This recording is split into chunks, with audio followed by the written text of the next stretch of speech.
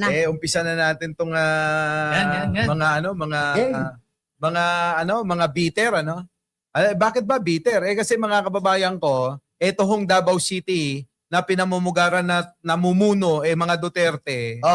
Mga kababayan yung serbisyo ng galing sa national. Dito sa kay Pangulong Bongbong Marcos, yung 20 pesos na bigas, abay tinatago nila. Grabe. Tinatago nila dahil nga daw mga kababayan ang dahilan daw di umano ay ayaw nila na bumango si Pangulong Bongbong Marcos sa Davao City. Kaya ang akin naman diyan, maitatago pa ba naman yung pagbango ng pangalan ni Pangulong Bongbong Marcos? hindi na maitatago yan. Kasi ang Pangulo napakasipag po eh. Ang gusto ng Pangulo ay talagang matugunan ang bawat pangangailangan ng ating mamamayan. Pero nakakalungkot po dito nga po sa lugar ng Davao na pinipilit po nilang pabanguin. Di ba, Boss Mike? Pinipilit nilang pabanguin. Si Baste nagpadala ng may crudo sa Davao. Ngayon, meron na naman daw diesel galing Japan. Leche kayo lahat. Puro kayo fake news. Meron pa. Ano pa? Bagong-bago. Si Sara daw ang kumausap sa Iran. Yun. Para makadaan yung ating mga barko, makahakot ng mga gasolina at crudo at langis. Diyan sa Strait of Hormuz. Si Sara daw ang kumausap. Ano sabi ni Sara sa Strait of Hormuz? Putang ina nyong lahat. Iran President, Donald Trump, at First Lady ni Donald Trump. Gano'n ang pagkasabi. Yun nga ang matindi kasi kahit anong Google natin, hindi ho natin makita na kumausap talaga si Sara. Oo nga. Kasi tayo magbabaka sakali din, baka nga naman. Pero ang lagi nating mababalitaan at makikita, mapapanood, si Pangulong Bongbong Marcos talaga ang kumausap.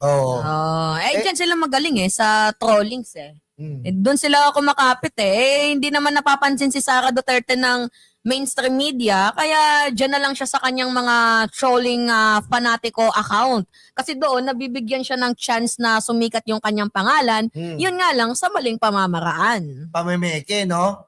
Ikaw, balitat kaalaman. Tama nga sa sinabi ni Mima Alicia, no? Pero sa akin, di ba, meron kasing hindi nila chine-check yung last 2 years ago, meron pong communication channel na si BBM saka yung Iran. No? Kasi yung kung maalala nyo, meron po dyan 18 crew ng mga Pinoy. No? Na parang naging hostage dyan sa Iran. Tapos nakipag-communicate si BBM at napalaya po yan. 2 years ago, pwede nyo i-research yan. So talagang meron ng communication channel. Kaya eventually, yan din po yung ginamit. Kaya kumbaga sa Iran, ang tingin nila kay BBM, maayos naman kausap. Kaya napagbigyan tayo yung Baga may history na talaga. May history ng nakikipag-ugnayan. Si Sara, paano mapapatunayan na nakipag-usap siya sa Iran? Wala. Di ba? Meron siya dyan sa China. No? Sa China. Kaohsiung. So sa madaling salita, ibig sabihin ni Balita at Kaalaman, meron na hong namuong magandang relasyon ang bansang Iran at ang bansang Pilipinas. Kaya hindi na ho nahirapan na makipag-usap si Pangulong Bongbong Marcos at ang kanyang gobyerno para nga po mapagbigyan sa kahilingan na ang ating mga barko ay makadaan ng maayos nang hindi ho haharangin ng mga missiles. Kasi, di ba, alam nyo naman yan, kapag barko ng mga kalaban nila, abay talagang lumilipad yung mga missiles para puntiryahin, pasabugin yung mga barko. Alam mo, Boss Mike, medyo gusto ko lang maging straight to the point dito sa nangyayari. Alam ko, apektado tayong lahat. Mga kababayan, wag nyo nang paniwalaan ng mga DDS na naluluga-luga.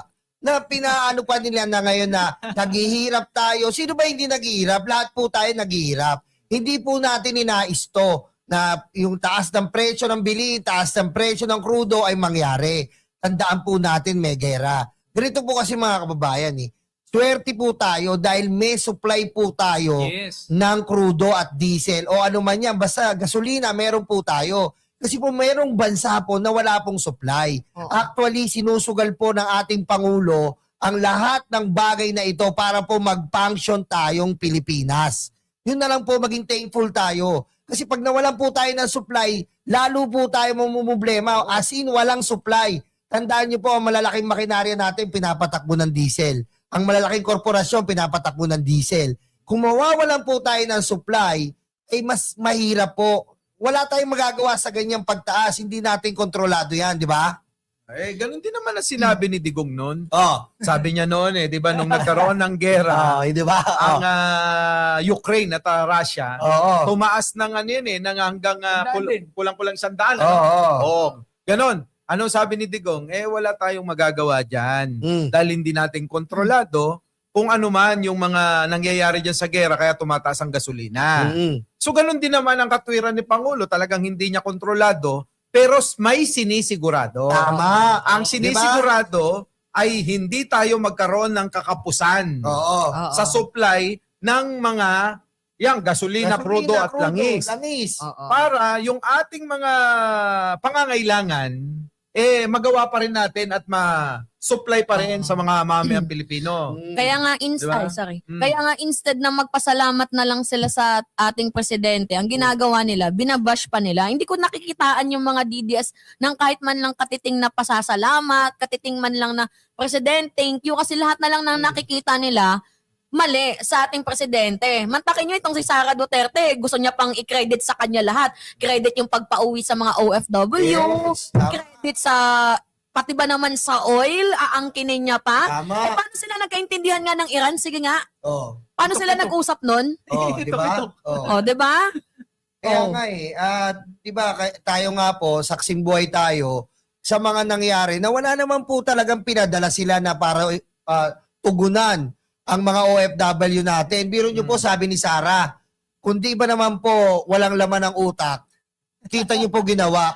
Ayan. Napakadali lang magpadala ng eroplano. Live na live po sinabi niya sa Iran. Biro nyo, gagawin niya pong kapahamakan sa ating mga OFW. Nagbibiraan ng missile, magpapadala ka ng eroplano doon, magbibida-bida ka.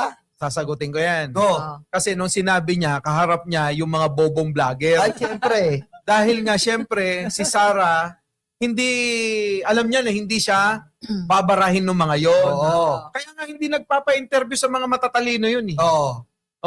So lahat ba ng mga vlogger na nag-interview sa kanya, bobo? Ganun na nga. Parang ganun yun. Kasi kung ako yung vlogger, halimbawa ako yung vlogger, ipapollow up ko yun. Paano niya gagawin yun? Tama. Hindi yung aayunan mo na lang na Oo.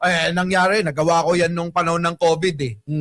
Di ba nga, iba yun, COVID, at iba yung may missile na po pwedeng tumama dun sa eroplanong sasakyan. Kaya pala, Boss Mike, ano yung masasabi mo sa sinabi ni Harry Roque?